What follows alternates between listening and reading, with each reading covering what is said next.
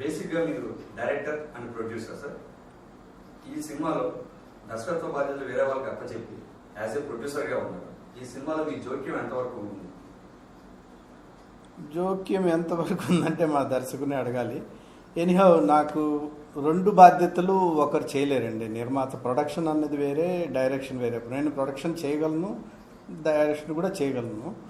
2 చేయడం అనేది చాలా డిఫికల్ట్ జాబ్ కాబట్టి అది నాకు నమ్మకమైన వ్యక్తి రామ్ ప్రసాద్కి హ్యాండ్ ఓవర్ అయింది. ఎంతవరకు ఇన్వాల్వ్మెంట్ అంటే అందరూ అడుగుతున్నారు, నాకు తెలియదు. నాకు ఏం కావాలో నేను అడిగేవాడిని. నేను సాటిస్ఫై అయినంత వరకు నేను కాంప్రమైజ్ కాను. ఇది సినిమా అన్నది ఓన్లీ డైరెక్టరే తీయాలి, మిగతా వాళ్ళకి సంబంధం లేదన్న కాన్సెప్ట్కి నేను ఒప్పుకోను. ఫస్ట్ బాధ్యత సినిమా గురించి హీరో దర్శకుడి కన్నా ప్రొడ్యూసర్కే ఉంటుందని నేను నమ్ముతున్నాను. యాక్చువల్గా మీరు చాలా సంవత్సరాల నుంచి సినిమా ఇండస్ట్రీలో ఉన్నారు. అప్పుడు సినిమా యొక్క నిర్మాణానికి, ప్రస్తుత సినిమా నిర్మాణానికి మీరు ఏదైనా తేడా గమనించారు? తేడా గమనించినంటే చిన్నపిల్లని అడిగినా, ఏ లైట్ మెన్ అడిగినా, ఏ బాయ్ని అడిగినా చెప్తారు సినిమా ఫీల్డ్ చాలా దరిద్రంగా ఉంది. నక్కకు నాగలోకానికి ఉన్నంత తేడా ఉంది. అప్పుడు ఎంతో సంతోషంగా ఉండేది. టెక్నీషియన్స్, ఆర్టిస్ట్లో అండర్స్టాండింగ్ ఉండేది, యూనిటీ వర్క్ ఉండేది, ఒక సిస్టమేటిక్గా డిసిప్లైన్డ్గా ఉండేది. 7 గంటల కంటే 7:30కు షాట్ తీసేవాళ్ళము. ఇప్పుడు 10 గంటలకు లోపు షాట్ తీయాలంటే కష్టంగా ఉంది. అది కూడా ఆర్టిస్టులు ఆబ్లిగేషన్ లాగానే ఫీల్ అవుతున్నారు. ఏదో హెల్ప్ చేసినట్లే ఉంది చాలామంది ఆర్టిస్టులు, అందరని కాదు. సో చాలా ఇండిసిప్లైన్డ్గా, ఏ కంట్రోలు లేదు సినిమా మీద. పైగా ఇది డిజిటల్ వర్క్స్ ఎక్కువైపోయినాయి. ఆ డిజిటల్ వర్క్స్ మీద అసలు ఈవెన్ దర్శక నిర్మాతలు కూడా టోటల్గా కంట్రోల్ లేకుండా పోయింది. అందుకే ఇంతకుముందు కంప్లీట్ అయిన తర్వాత ఎప్పుడు మీ సినిమా రిలీజ్ అంటే నిర్మాత చెప్పేవాడు. ఇప్పుడు చెప్పే నిర్మాత నాకు తెలిసి ఎవరూ లేరు సినిమా ఫీల్డ్లో. ఓన్లీ పోస్ట్పోన్మెంట్ చేసుకుంటూ పోవడం తప్ప ఎప్పుడవుతుందో ఎవరికీ తెలియదు. అండర్స్టాండింగ్ లేదు. ఫస్ట్ డిఐకి, మ్యూజిక్కి, మిక్సింగ్కి, కాపీకి, దేనికి టోటల్గా అండర్స్టాండింగ్ లేదు. ఎప్పుడు ఏ వర్క్ అవుతుంది, ఎవరికి వాళ్ళ ఈ 4 డిపార్ట్మెంట్స్ మధ్య, ముఖ్యంగా ఎడిటింగు, ఈ డిపార్ట్మెంట్స్ మీద కోఆర్డినేషన్ కానీ అండర్స్టాండింగ్ కానీ లేదు. ఈ 4 డైరెక్ట్గా దర్శక నిర్మాణ చేతిలో వర్క్ చేయట్లేదు, ఇండిపెండెంట్గా వర్క్ చేస్తున్నాయి. కంబైన్డ్ రిజల్ట్ ఫస్ట్ కాపీ అనేది దర్శక నిర్మాతల కంట్రోల్ లేకుండా పోయింది. అందుకని పెద్ద పెద్ద సినిమాలు కూడా ఇప్పుడు ప్రొడక్షన్ షూటింగ్ అయిపోయినా కానీ 4 నెలలు 5 నెలలు అట్లా రిలీజ్ పోస్ట్పోన్ చేసుకోవడం మనం చూస్తూ ఉన్నాము. ఈ చిత్రంలో మీరు పెద్ద పెద్ద ఆర్టిస్టులు అంటే ప్రకాష్ రాజ్ గారు, బ్రహ్మానందం గారు, ఆలీ గారు, మరియు పెద్ద పెద్ద టెక్నీషియన్ అనూప్ రూబెన్స్ గారు, రసూల్ ఎల్లర్ గారు లాంటి వాళ్ళందరితో పనిచేశారు. వాళ్ళతో మీ కోఆర్డినేషన్ ఎలా ఉండేది సార్? నా వరకు బాగానే ఉంది. సో నేను కొంచెం స్ట్రైట్ ఫార్వర్డ్ అని కొందరు అంటారు, స్ట్రిక్ట్ అని కొందరు అంటారు, టఫ్ అని కొందరు అంటారు. అవన్నీ నాకు తెలియదు. There is no measurements. నాకేం కావాలి నేను చెబుతాను.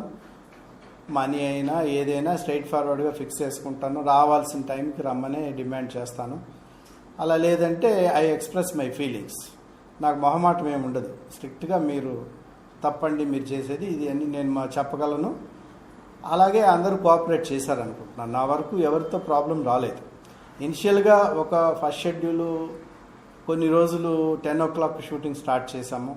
తర్వాత స్ట్రిక్ట్గా అందరితో కూర్చొని 8 o'clock ప్రతిరోజు 8 లోపలే షూటింగ్ స్టార్ట్ చేసాం తర్వాత నుంచి. సో అప్పుడు ఇండస్ట్రీలో ఇక్కడ టెక్నీషియన్స్ మా వాళ్ళందరూ అనుకోవడం చూసాం. 10 సంవత్సరాలు అయింది సార్ మేము ఇలాగా ఇంత మార్నింగ్స్ షూట్ జరగడం అనేది మాకు అనుభవం లేదు. We are lost our discipline. ఇంతకుముందు అంటే 7 గంటలకు ఉంటుందని లేచి వచ్చేవాళ్ళం. అంతా అలవాటు పోయింది మాకు అని, కొత్తగా ఉంది ఈ కంపెనీలో అని చెప్పారనమాట. కొంతమంది ఈవెన్ సమ్ ఆర్ట్ డైరెక్టర్ అందరూ మాకు 25 years ఎక్స్పీరియన్స్ ఉంది, సినిమా అనేది ఇలా చేయాలేమో అని ఇంతకుముందు మేము పేపర్స్లో బుక్స్లో వినేవాళ్ళము. ప్రాక్టికల్గా చూస్తున్నాం సార్, ఇలా చేయాలన్నా అన్నది ఇప్పుడు అర్థం చేసుకుంటున్నాము అని అన్నారు. 60 రోజులు షూటింగ్ ప్లాన్ చేశాము. 5 days గ్రేస్ వర్క్ అనుకున్నాం 65 డేస్లో అనేసి 54 డేస్లో షూటింగ్ అయిపోయింది. ఆర్టిస్టుల డేట్స్ కూడా చాలా వరకు ఒక 15-20% తగ్గాయి. డేట్స్ డైలీ బేసిస్ పేమెంట్లు తగ్గాయి. అనుకున్న బడ్జెట్ కంటే 15% తగ్గింది మాకు. సో ఆ కోఆర్డినేటర్ వేసిన దానికి మేము డిసిప్లిన్గా వర్క్ చేసిన దానికి ఇంకా ఆ డిఫరెన్స్ వచ్చి 15% బడ్జెట్ నాకు తగ్గింది. సింధూర్ భూకృష్ణ రెడ్డి గారితో పనిచేయడం అంటే చాలా కష్టం అని బయట టాక్ ఉంది సార్. దానిపై మీ అభిప్రాయం అండి? చాలామందికి ఉంది. ఎందుకంటే పని చేయడం కష్టం అంటే వాళ్ళ వే ఆఫ్ స్టైల్కి నా వే ఆఫ్ స్టైల్కి డిఫరెన్స్ ఉంది. వాళ్ళ వే ఆఫ్ స్టైల్లో పని చేయడం నాతో కష్టం.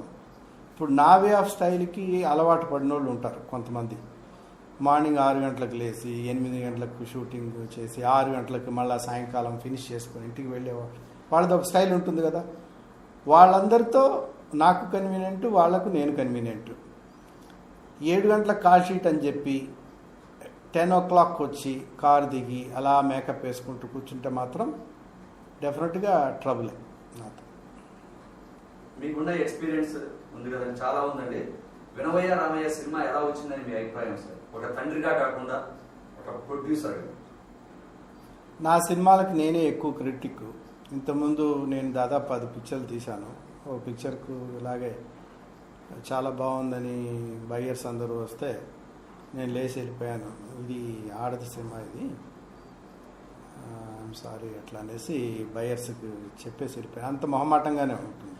లేదు సార్ మీరే అలాగ డిస్కరేజ్ చేస్తే మాకు ఎట్లా అంటే, ఎక్కడో మిస్టేక్ జరిగింది, న్యాయరక్షణ అనే సినిమా తీసి మీ ఏదో తప్పు జరిగిపోయింది, ఇది ఆడదు, ఐఎమ్ సారీ, మీరు ఇష్టం తీసుకోండి, లేదంటే లేదని చెప్పి వెళ్ళిపోయాడు. సో ఈ సినిమా వరకు ఇది సర్ప్రైజ్ హిట్ ఇస్తుంది. బికాస్ క్లైమాక్స్ హాట్ టచింగ్, అంత ఫీల్గా ఉంటుంది. దీనిలో నుంచి క్లైమాక్స్ చూసి కళ్ళల్లో నీళ్లు లేకుండా మాత్రం ఎవ్వరు పోయే అవకాశం ఉంటుందని నేను అనుకోవట్లా. Single person in the auditorium, అంత ఫీల్ ఉంటుంది. హీరో చెయ్యి ఎత్తడు కానీ హార్ట్ బ్లడ్ బాయిల్ అవుతూ ఉంటుంది, అలా ఉంటుంది సిచ్యువేషను. డెఫినెట్గా నాకు తెలిసి చాలా మంచి హిట్ అవుతుందని నేను ఫీల్ అవుతున్నాను. ఐ డోంట్ నో, మా ఎఫర్ట్స్ పెట్టాము, డెస్టినీ అండ్ గాడ్ చూడాలి. ఒక తండ్రిగా, ఒక ప్రొడ్యూసర్గా మీ అబ్బాయికి మీరు ఎన్ని మార్కులు వేస్తారు 100కి? మా అబ్బాయికి మార్కులు అనేది ఇట్ ఈజ్ కంపారిటివ్ టర్మ్. నాకు తెలిసి సక్సెస్ అయ్యాడు వాడు. నేను ఎక్స్పెక్ట్ చేసేది మీకు తెలీదు, వాడు ఏ విధంగా వాడిని చూడాలనుకుంటున్నది మీకు తెలియదు. కాబట్టి నా మార్కులు 60. సో నేను టాప్ లెవెల్లో నంబర్ 1లో ఉండాలని కోరుకుంటున్నాను. కాబట్టి ఇంకోళ్ళు మా టెక్నీషియన్స్, ఆర్టిస్టులు ఎక్స్పెక్ట్ చేయలేదు, వాళ్ళు 100 మార్కులు వేస్తున్నారు. ఎందుకంటే వాళ్ళ ఎక్స్పెక్టేషన్కి నా ఎక్స్పెక్టేషన్ డిఫరెంట్. మార్క్స్ అన్నది I think it is a comparative term. What you expect, what you are going to achieve. నేను 100 రూపీస్ సంపాదించాలి, నేను 100 సంపాదిస్తే 100 మార్క్స్ వేస్తాను. నేను 1000 రూపీస్ సంపాదించాలి, 100 అంటే 10 మార్క్స్ వేస్తాను. సో దీనికి నా మార్కులు మీకు అది మీకు అవసరమైన ఆన్సర్ రాకపోవచ్చు. మీరు తర్వాత అప్కమింగ్ మూవీస్ ఏమేం చేయబోతున్నారు సార్? ఏం చేయబోతున్నారు మీ ఆలోచన? తెలీదు. ఇప్పుడు ఏదో ఒక తమిళ్లో పెద్ద డైరెక్టర్ వస్తున్నారు. సో 14th ఇక్కడ వెస్టిన్ హోటల్లో షూటింగ్, అదే మీటింగ్ ఉంది. We have to see. As it is Anvesh చాలా హై రేంజ్ అప్రిసియేషన్ వచ్చేసింది ఇండస్ట్రీలో. పెద్ద డైరెక్టర్స్ కూడా ఇప్పుడు ఫోన్ చేసి we are ready with the scripts అని మెసేజ్లు ఇస్తున్నారు, ఎప్పుడు వింటారో అట్లా అనేసి. సో డెస్టినీ అగైన్ రేపు అన్నది ఎవరికి తెలియదు. Let us see, we are hopeful. ఆ సినిమా మీరు మీ అబ్బాయితోనే ఉండొచ్చా అండి? మీ భవిష్యత్తు సినిమాలు వేరే హీరోలతో కూడా ఉండొచ్చా? కేవలం మీ అబ్బాయితోనే తీయగలరా? ఈ కంపెనీ మళ్ళీ స్టార్ట్ చేసింది 15 సంవత్సరాల క్రితం. నేను వచ్చేసి ఈ సినిమా ఫీల్డ్లో చేయడం కష్టము. ఈ హీరోలు domination film, hero directors domination film, production కష్టము, అంత కంఫర్టబుల్ బిజినెస్ కాదని నేను చెప్పి వెళ్ళిపోయాను. ఇప్పుడు మళ్ళీ రావడానికి కారణము మా అబ్బాయి హీరోయిన్ చేయడమే. సో మెయిన్ టార్గెట్ వాడి కోసమే కంపెనీ పెట్టింది. You can't say because it is creative field. ఎప్పుడో ఏదో సబ్జెక్టు నచ్చుతుంది, ఒక చిన్న హీరోనో లేకపోతే క్యారెక్టర్ ఆర్టిస్ట్తో కూడా సినిమా తీయాలనిపిస్తుంది. అప్పుడు వాడికి సూట్ కాకపోవచ్చు ఆ క్యారెక్టర్. కాబట్టి ఏది లేదని చెప్పలేము, ఏది ఉందని చెప్పలేము ఫ్యూచర్లో. చివరిగా సార్, మీరు మన సినిమా ప్రేక్షకులకి వినవయ్య రామయ్య ఎందుకు చూడాలని చెప్పి చెప్తారు?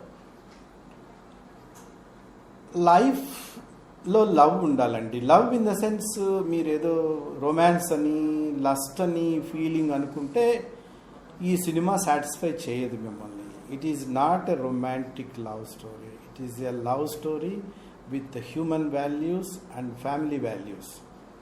లవ్కి ఆ ఫ్యామిలీ క్యారెక్టర్స్కి కనెక్ట్ చేసే ఫిలిం ఇది.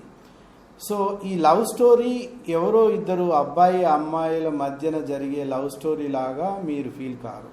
ఆ క్లైమాక్స్ చూస్తున్నంతసేపు మీ పాత్ర కూడా ఏదో విధంగా అక్కడ ఉన్నట్లు, అట్మాస్ఫియర్లో ఉన్నట్లు మీరు ఫీల్ అవుతారు, ఫాదర్గా మదర్గా. సో అవన్నీ కూడా మీకు కనెక్షన్ ఉందేమో అన్నట్లు ట్రీట్ చేశాము. So if somebody want to feel love and enjoy entertainment this film, I propose this film. That's why our caption is feel and Vinavaya Ramaya, feel and enjoy. So you can feel human values and enjoy the entertainment in the film.